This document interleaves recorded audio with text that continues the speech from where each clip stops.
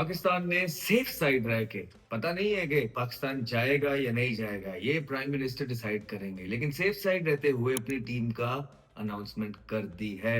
बिल्कुल हमेशा की तरह रिवायती डेड एंड के बिल्कुल पास जाके पाकिस्तान ने ऑस्ट्रेलियन सीरीज से पहले ही कि कहीं वहां पे कोई परफॉर्मेंस किसी की ना हो जाए या कोई अंडर परफॉर्म ना कर जाए, हमने कहा कि अभी ही अनाउंस करते हैं। तो पुरानी चीजें ऐसा सच इतना कोई चेंज देखने को नहीं मिला ओवर द इयर्स। जिन प्लेयर्स के साथ ज्यादातर टूर्नामेंट्स पाकिस्तान हारा है, उन्हीं प्लेयर्स के साथ, मैक्सिमम प्लेयर्स के साथ आगे जा रहा है। कईयों की अपनी फॉर्म बिल्कुल नीचे है, मतलब कि कुछ लीग्स खेलने गए प्लेयर्स, वहां पे उनके साथ जो हुआ वो पूरी दुनिया ने देखा। उसके बाद किसी को पाकिस्तान टीम से निकाला और बगैर परफॉर्मेंस के ले आए और अब अंदर एडजस्ट भी करेंगे। फिर तीन तीन विकेट कीपर भी डाल दिए, साहिबजादा फरहान, नाफे और उस्मान खान की शक्ल में। ये तीनों हमें नजर आ रहे हैं। फिर दो मिस्ट्री स्पिनर भी हैं, अबरार और तारिक। उसके साथ फिर ऑलराउंडर भी तो डालना था उन्होंने, शादाब को तो डालना था। वो शादाब भी डल गए। ये हम तब से कहते आ रहे हैं जब शादाब का दूर दूर तक नाम भी नहीं था। तो आइए जरा देखते हैं कि पाकिस्तान ने किस तरह का स्क्वाड अनाउंस किया है। कुछ इसी तरह का ही स्क्वाड अनाउंस करना था जो खबरें भी थी और जिसकी तैयारी कर भी रहे थे। कुछ मजबूरियां थी पाकिस्तान की हैं और शायद रहेंगी भी, जिसकी वजह से कुछ प्लेयर से आगे ये निकल ही नहीं पा रहे, दुनिया बंद हो जाती है उन प्लेयर्स के आगे।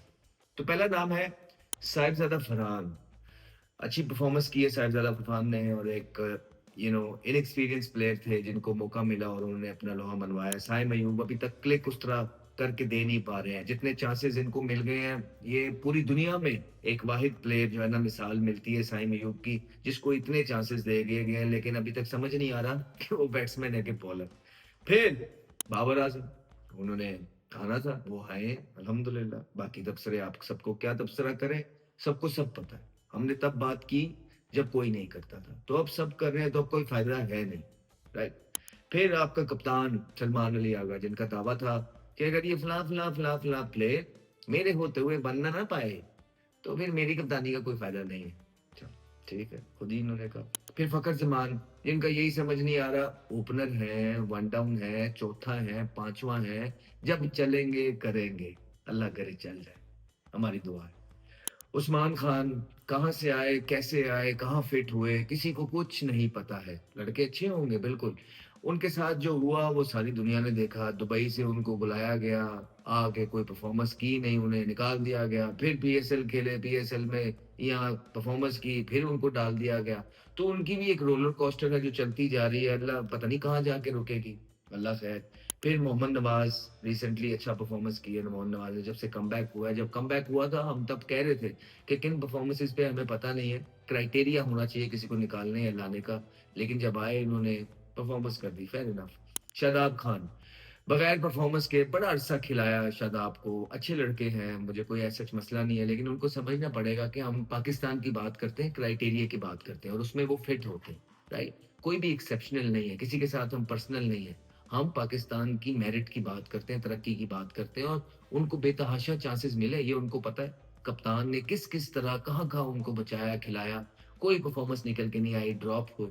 ड्रॉप होने के बाद फिर आ गए, फिर आवाजें उठी, फिर इंजर्ड हो गए, फिर इंजरी से वापस आ गए और अब वर्ल्ड कप में आ गए। कुछ यही सिलसिले चल रहे हैं पिछले 6-7 साल से। तो वो आते हैं जाते हैं, कुछ प्लेयर हैं जिनके लिए कोई क्राइटेरिया नहीं है। हमें तो पता है किस तरह आते हैं, आवाम को भी अब पता है, लेकिन क्या करें, खिलाने वालों को शायद इस चीज से परवाह है नहीं, फर्क पड़ता नहीं, दे ही दो, जो कहना कही दो। फिर फहीम अशरफ जिस तरह भी आए, आके परफॉर्मेंस की है उन्होंने। नसीम शाह ड्रॉप थे, क्रिकेट ज्यादा खेले नहीं, लीग में चले गए, लीग में जाके एक दो मैचेस में परफॉर्मेंस की है, उसके बाद उनको दोबारा से डाल लिया गया। किसी फास्ट बॉलर को ग्रूम नहीं किया गया, फास्ट बॉलर है अली रजा कर रहा है बॉलिंग, नहीं ग्रूम किया गया उनको। और भी हैं जो अच्छा पोटेंशियल बन सकते थे, लेकिन ये जो पीछे छोटी छोटी टीमों के साथ खेल रहा था पाकिस्तान, उनके खिलाफ आराम से किसी यंगस्टर दो तीन फास्ट बॉलर्स को ट्राई करके जितवाया जा सकता था, खिलाया जा सकता था, लेकिन नहीं। अहमद दानियाल को खिलाया, लाहौर कलंदर से उनका ताल्लुक था। उसके बाद सलमान मिर्जा, लाहौर कलंदर से उनका ताल्लुक था। दानियाल को निकाल दिया, सलमान को रख लिया, ठीक है। फिर उसके बाद शाहीन शाह अफरीदी। शाहीन की भी फॉर्म जो है अप एंड डाउन है, कभी इंजर्ड हो रहे हैं, कभी विकेटें नहीं ले रहे हैं, और रिप्लेसमेंट शायद मौजूद नहीं है या बनाई ही नहीं जा रही है। एक होती है कि है नहीं, एक होती है बनाई नहीं जा रही है। यही इल्जाम है और यही चीजें हैं। अभी रिसेंटली लीग खेलने गए थे, लीग में कोई ख़ास परफ़ॉर्मेंस रही नहीं, तो वहाँ से 4-5 मैचेज़ बाद वापस आए और जैसे ही वो लीग खत्म हुई, वो फिट हो गए।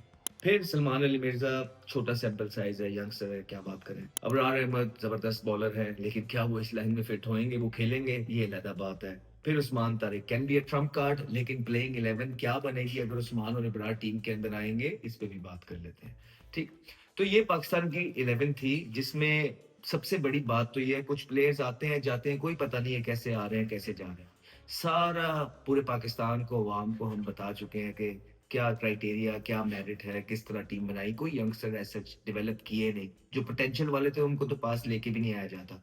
आप देखिए हसन नवाज़ सेंचुरी की बाहर, ठीक है? और कप्तान का बयान था कि अगर मैं इन्हें ना बना सका, तो मैं कुछ नहीं बना सका। तो फिर आप कुछ ही नहीं बना सके और फिर दूसरों को भी, क्योंकि अपनी उनकी परफॉर्मेंसेस कोई एक आधे मैच में निकल के आ जाती है, कहीं इधर-उधर छोटी टीम के खिलाफ, तो बस उसी पे जो है ना हल-हला मच जाती है।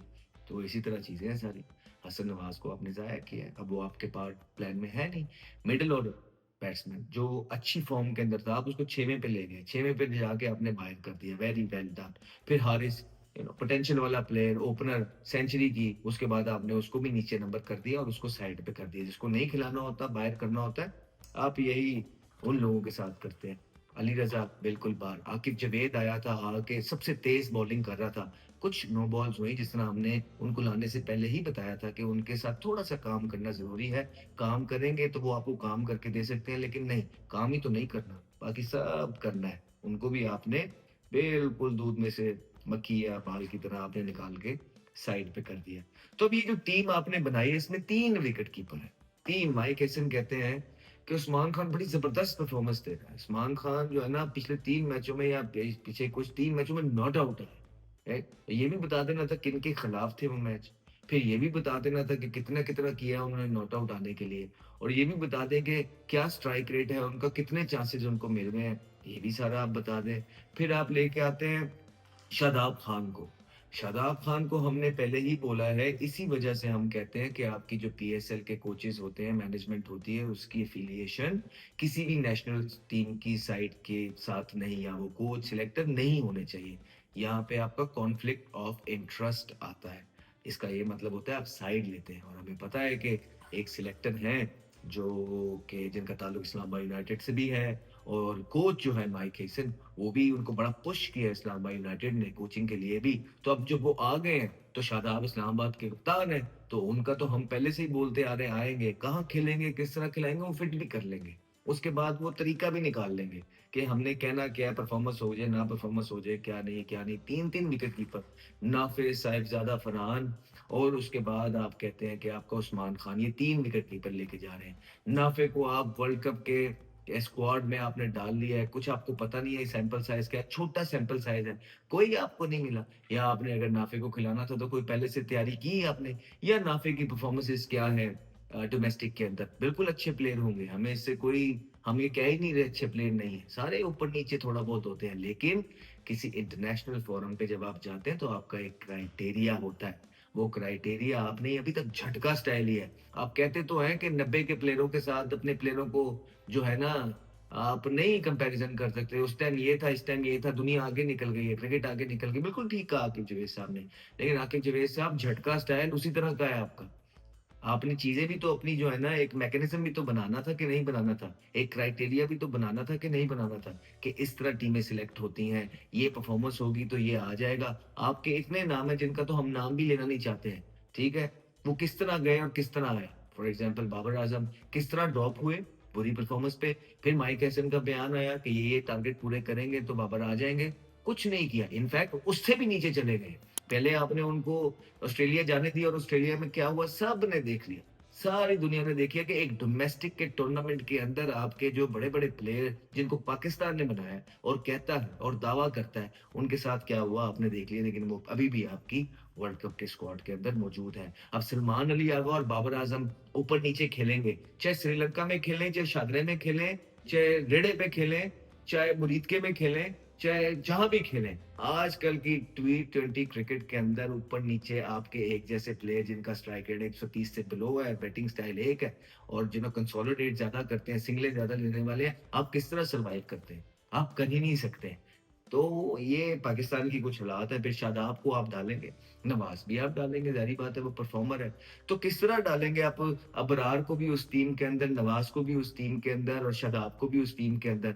फिर उस्मान तारिक को कब डालेंगे और फ़हीम अशरफ कब खेलेगा? अगर फ़हीम अशरफ खेलेगा तो तीसरा फ़ास्ट बॉलर बाहर होगा, अगर तीसरा फ़ास्ट बॉलर बाहर होगा तो 2 फ़ास्ट बॉलर और 1 ऑलराउंडर के साथ जाएँगे। फिर आपने अबरार को बाहर करना पड़ेगा अगर आपका शादाब खेलेगा तो।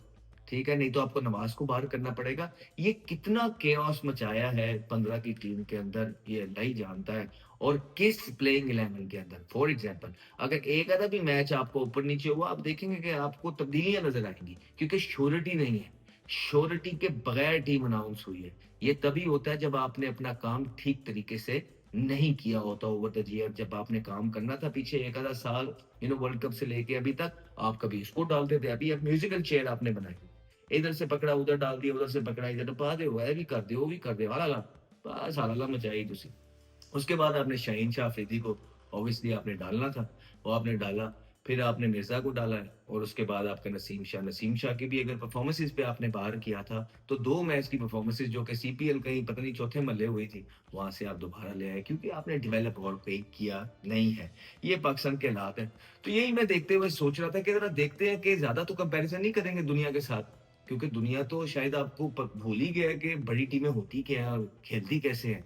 क्योंकि जैसे ही आप पे प्रेशर पड़ता है, आप इधर से श्रीलंका आ गया, उधर से ज़िम्बाब्वे आ गया, इधर से कोई और छोटी टीम आ गई, इधर से अफ़गानिस्तान आ गई, इनसे खेल के 2-3 मैच जीत के जी देखें जी हमने पिछले 12 मैचों में 10 मैच जीत लिए हैं। ये वो हमको आप बताते हैं और जो लेके आए हैं उनको भी आप यही बताते हैं। थोड़ा-सा कंपैरिज़न करते हैं, ज़्यादा दूर नहीं जाते, अपनी नेबर कंट्री के पास चलते हैं कि अगर पाकिस्तान वर्ल्ड कप खेलने गया, तो पाकिस्तानी प्लेयर्स ऑब्वियसली टी20 के अंदर एवरेजेस तो इतनी काउंट नहीं होती।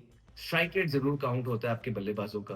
तो कितनी एबिलिटी है आपके मॉडर्न डे क्रिकेटर्स में? ये मैं कोई पीछे 2015 की टी20 क्रिकेट की बात नहीं कर रहा। आजकल की 2026 में हम चले गए हैं, आजकल की टी20 की बात कर रहा हूँ और आजकल की क्रिकेट क्रिकेट में दुनिया बहुत आगे निकल गई है। तो आपका साहिबजादा फरहान जो है 129 का उनका स्ट्राइक रेट है। साइम अयूब का 132 का उनका स्ट्राइक रेट है और जो शातिर नातनी कभी परफॉर्मेंस हो जाती है। बाबर आजम का 128 का स्ट्राइक रेट है। सलमान अली आगा का 117 का स्ट्राइक रेट है। फखर जमान का 131 का स्ट्राइक रेट है। उस्मान खान का 117 का स्ट्राइक रेट है। तो ये आपके प्लेयर्स के स्ट्राइक रेट है जिसमें से हाईएस्ट स्ट्राइक रेट आपका साइम अयूब का है, लेकिन उनका मसला ये है कि साइम अयूब की परफॉर्मेंस ही बिल्कुल कुछ नहीं होगी।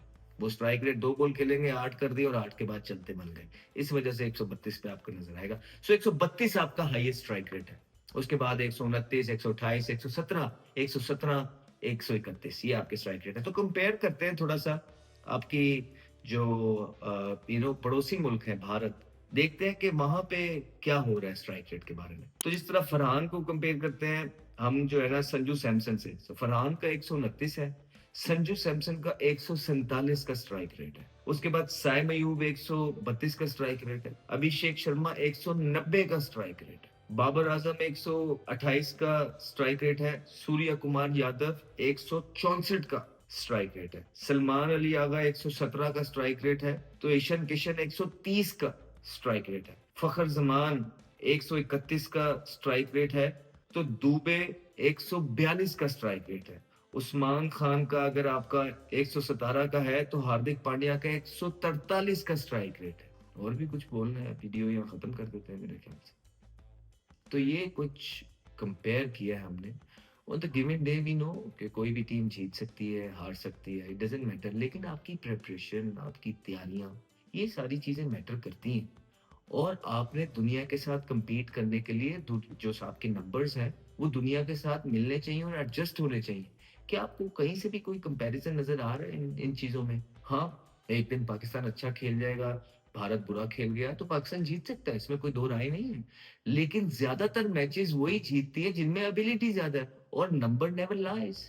ये नंबर आपके सामने है कि अभिषेक का 190 का, संजू का 147 का, किशन का 130 का, सूर्या 164, दुबे 142, हार्दिक 143। ये स्ट्राइक रेट है आपकी नेबरिंग कंट्री के अंदर। और ये क्या उन्होंने श्रीलंका नहीं जाना? क्या उन्हें नहीं पता कि वहां पे शायद 250 स्कोर नहीं होगा टी20 के अंदर? लेकिन क्या वो उसकी ट्राई नहीं करेंगे? क्या वो 150 बनाने की ट्राई करेंगे? भाई वो 180 की 200 की ही ट्राई करेंगे और उसी लेवल और कैलिबर के प्लेयर रखेंगे कि जिनके अंदर स्ट्रेंथ मौजूद हो, जिनके पास इनोवेशन करने की एबिलिटीज मौजूद हो, जो बाउंड्रीज को क्रॉस कर सकें, इस तरह के प्लेयर रखेंगे और एट द सेम टाइम उन प्लेयर सिंगल करना कौन सा मुश्किल है टी20 के अंदर यार। आप पता नहीं अजीबो-गरीब चीजें कही जाते हैं, आप कहते हैं जी वहां पे इतना स्कोर नहीं होगा तो ये वाले प्लेयर चल जाएंगे। और भाई ये वाले प्लेयर तो वो मेरे एंकर साथ दानिश बैठते हैं वो भी कर लेगा। सिंगल तो कोई भी कर लेगा, क्योंकि वे सब खुद आगे पैड पहन के आ रहे हैं, सिंगल कर लेंगे वो बगैर प्रैक्टिस के भी। तो आपने तो वो करना है कि हम मुश्किल कंडीशन के अंदर भी कोई बाउंड्री क्लियर कर सके, कोई कैमियो या इम्पैक्ट इनिंग खेल सके। आपने तो उस तरह के प्लेयर, और जिसको सिंगल करना वैसे आता हो, अगर इंटरनेशनल प्लेयर को सिंगल करना नहीं आता तो सॉरी वो इंटरनेशनल प्लेयर है ही नहीं। तो आपने तो बड़े स्ट्राइक रेट वाले प्लेयर, स्ट्रेंथ वाले प्लेयर ढूंढने हैं जो बाउंड्री क्रॉस कर सके। तो फिर आप किस तरह 117, 120 और 125 वाले स्ट्राइक रेट के साथ आप जो है ना आगे जा सकते हैं कि नहीं यहाँ चल जाएंगे, नहीं। हर दफा आपने जिसको खिलाना होता है उसको खिलाने का कोई बहाना ढूंढते हैं, जिसको निकालना होता है उसको निकालने का कोई बहाना ढूंढते हैं। मैं ये नहीं कह रहा कि हारिस रऊफ को आपने निकाल के बड़ा बुरा या गलत किया, आपका डिसीजन है, आप ही लेके आए, आपने निकाल दिया, आप ही का है। लेकिन कोई एक एक्सप्रेस फास्ट बॉलर तो आपकी इस टीम के अंदर होना चाहिए था, जो विकेट टेकर हो, जो विकेट लेके दे सके, राइट। और आपने उसको बहाना क्या लगाया, जिस तरह मैं अभी बहाने की बात कर रहा हूँ कि जी 3 फेजेस में बॉलिंग नहीं कर सकता। ये 3 फेजेस क्यों होंदे ने सर? 3 फेजेस है होंदे जी, नया बॉल, बीच में और डेप्थ। ये 3 फेजेस में नहीं कर सकता, इसलिए हारिस रऊफ को निकाल दिया। और यार कोई खुदा दा खौफ खाओ यार। सारी जिंदगी आपको ये पता नहीं लगा कि वो 200 मैच खेल गया, कि वो 3 फेजेस में बॉलिंग नहीं कर सका। तो आज आपको ये पता लग रहा है निकालते वक़्त, आप कह रहे हैं कि 3 फेजेस में बॉल, और क्या बड़े चीज़ें आपके पास, और बेचारे वो जो जो थोड़े जर्नलिस्ट बैठे होते हैं उनको समझ ही नहीं आती कि सवाल ने बात की करना है, क्योंकि वो क्रिकेटर नहीं होते। कोई भी ऐसा-वैसा सवाल उनके ज़हन में आता नहीं है, ये 3 फेज़ होते क्या हैं? क्या आपको आज पता लग रहा है कि हारिस रऊफ 3 फेज़ में बॉलिंग नहीं कर सकता? तो आपने उसको निकाल दिया और उसकी जगह आपने जो है ना, और हाईएस्ट विकेट टेकर है। एक तरफ आपकी प्लेयर्स की परफॉर्मेंस नहीं है, वो फिर लीग खेलने जाते हैं और कहा जाता है और बेची जाती है उस लीग को, ये वो क्या-क्या हुआ लीग पे हम बातें ज़्यादा करते नहीं है, हमारा कंसर्न मुल्क के साथ है। तो वहाँ जाके वहाँ भी कुछ नहीं करते हैं। उसके बाद वो फिर भी टीम में आ जाते हैं। और एक तरफ ठीक है, एक बच्चे की परफॉर्मेंस नहीं है, लड़के की परफॉर्मेंस नहीं है, हारिस रऊफ की। उसके बाद वो बिग बैश खेलने जाता है, वहाँ हाईएस्ट विकेट टेकर होता है और वो आपकी वर्ल्ड कप टीम का हिस्सा नहीं है, उसको आपने निकाल दिया। और एक तरफ जो जो है ना परफॉर्मेंस नहीं है उनको रख रहे हैं। तो क्राइटेरिया क्या है सर? क्राइटेरिया क्या है? क्या कसूर है हसन नवाज जैसे प्लेयर्स का कि आप लोगों ने नहीं रखा उसको टीम के अंदर? कहाँ है मोहम्मद हारिस जो सेंचुरी करके टी20 में आपने उसको बिल्कुल बाहर कर दिया? किधर है आपका मोहम्मद वसीम जूनियर जो आपकी बाकी सारी बॉलरों में से कोई एक बेहतर बॉलर लगता है? उसको भी आपने जो है ना बाहर निकाल दिया है। सुफियान मुकीम का कोई अता पता नहीं है, आपने उसको वहाँ पे काउंटी बुला रही है आपके प्लेयरों को, और आप लोगों ने लोगों को एडजस्ट करने के लिए, फेवरेट्स को एडजस्ट करने के लिए जो मेरिट है उसका कत्लेआम करते हैं। कहाँ गए ये सारे प्लेयर? और फैसल अकरम कहाँ है? फैसल अकरम बुरा बॉलर है नहीं, आप उसको लेके नहीं आ रहे क्योंकि आपके पास वो जो है ना जानशीन पूरे हैं आपके, मसला ये है। तो यहाँ पे मुल्क की कम पड़ी हुई है, पर्सनल लाइकिंग एंड डिसलाइकिंग और पर्सनल जो आपकी एफिलिएशन है प्लेयर्स के साथ, वो ज़्यादा नज़र आती है। तो अभी तो ये भी देखना है कि पाकिस्तान क्रिकेट टीम जाती है, नहीं जाती है। अभी तो हमारे प्राइम मिनिस्टर साहब ने डिसाइड करना है कि पाकिस्तान खेलने जाता है कि नहीं जाता। उसकी वीडियो हमने अलग की है, वहाँ पे हमारा मौक़िफ़ सुन लें। ये पाकिस्तान ने जो टीम अनाउंस की उसके बारे में हमने ज़रूर बताया कि ये पाकिस्तान की टीम है, और उसको थोड़ा-सा हमने जो है ना कंपेयर कर दिया है भारत के साथ। बाकी टीमों के साथ नहीं किया, चाहते तो कर सकते थे, लेकिन हम चाहते हैं कि थोड़ा-सा एक आईना ज़रूर आपको दिखा दिया जाए कि ये पाकिस्तान की तैयारी है और प्लेयर्स हैं, और ये भारत की तैयारी और प्लेयर्स हैं। बड़ा मज़ा आता है कि जब आप टक्कर के प्लेयर्स लेके आते हैं, जिस तरह बाहर डिप्लोमेसी हो रही है, पाकिस्तान आँखों में आँखें डाल के बात कर रहा है ग्राउंड के बाहर। इसी तरह आपके ग्राउंड के अंदर अगर प्लेयर भी उसी तरह के हो जाएँ, तो आपकी जो है ना बातों में 4 चाँद लग जाते हैं। मीनिंगफुली आपकी बातें तब होती हैं जब आपकी टीम, क्योंकि ये जंग का ग्राउंड तो है नहीं, या पॉलिटिक्स भी है नहीं। इवेंचुअली आपको ग्राउंड में मार्का मारना पड़ेगा, तभी आपकी सारी बातें ठीक होंगी, अदरवाइज़ आप सिर्फ फेस कवरिंग करेंगे। अदरवाइज ये सारी बातें आपके ऊपर दोबारा वापस आएँगी कि टीम ताड़ी है वे, गल्लां ताड़ियां है ने। ये सारा सिस्टम होता है। अभी पीछे 3 मैच आप हारे हैं इवेंट के अंदर भारत से। 3 मैच, उसके बाद क्या तब्दीली की है? क्या ऐसी जो है ना इनोवेशन लेके आए हैं? क्या आपने जो है ना सारी चीज़ें अभी तक आपकी जो है ना वर्ल्ड कप को बिल्कुल सेकेंडरी या थर्ड जॉब, पहला आपका ये पीएस है, आपकी प्राइमरी जॉब बहुत चल रही है। मैं कहता हूँ कि बहुत ऊपर जाने चाहिए, अच्छे इक़दामात हुए, अच्छी बात है। लेकिन अब ये वर्ल्ड कप का टाइम है, उसको साइड पे रखना है और फ़ोकस इधर लेके आना है। फिर उसके बाद पिछले 2-3 इवेंट्स की तरह इस दफ़ा भी यही कि जाना है या नहीं जाना, ये अलहदा चीज़ें चल रही हैं। फिर उसके बाद जाके कहीं वर्ल्ड कप आता है और उसकी मजबूरी में आपने ये टीम अनाउंस कर दी है। तो ये आपकी टीम थी, आप लोग खुद बता दीजिए what do you think about this team? कितने चांसेस हैं? All the best. Henry, and he's got pumped for a big one. Talented young man, Ahmed Shazad.